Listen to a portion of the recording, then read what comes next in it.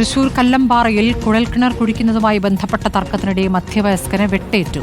കൊച്ചുവീട്ടിൽ മോഹനാണ് വെട്ടേറ്റത്. വെട്ടിപ്പരിക്കേൽപ്പിച്ച ഏലിയാസിനായി police അന്വേഷണം ഊർജിതമാക്കിയിരിക്കുകയാണ്. Jason Chamalappil വിവരങ്ങളുമായി. Jason, എന്താണ് ഇപ്പോൾ പോലീസ് പറയുന്നത്? എങ്ങനെയാണ് ഒരു തർക്കം ഉണ്ടായത്?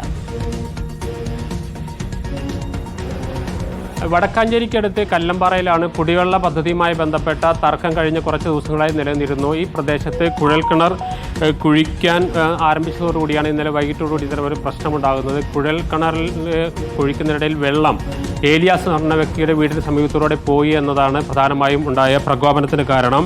ഏലിയാസ് വീട്ടിൽ നിന്ന് പുറത്തു വരികയും മോഹനൻ എന്ന വ്യക്തിയെ വെട്ടുകയും വരുന്ന ആ ദൃശ്യങ്ങളാണ് ഇപ്പോൾ നാം കാണിക്കുന്നത്. ആ വെട്ട് തടയുന്നതിനിടെ മോഹൻ്റെ കൈക്കാണ് കാര്യമായ പരിക്കേൽക്കുന്നത്. പ്രതി ഒളിവിലാണ്. പോലീസ് അന്വേഷണം ആരംഭിച്ചിട്ടുണ്ട്. പ്രതി ജേസൺ ചാമളപ്പിലാണ് വിവരങ്ങൾ നൽകിയത്.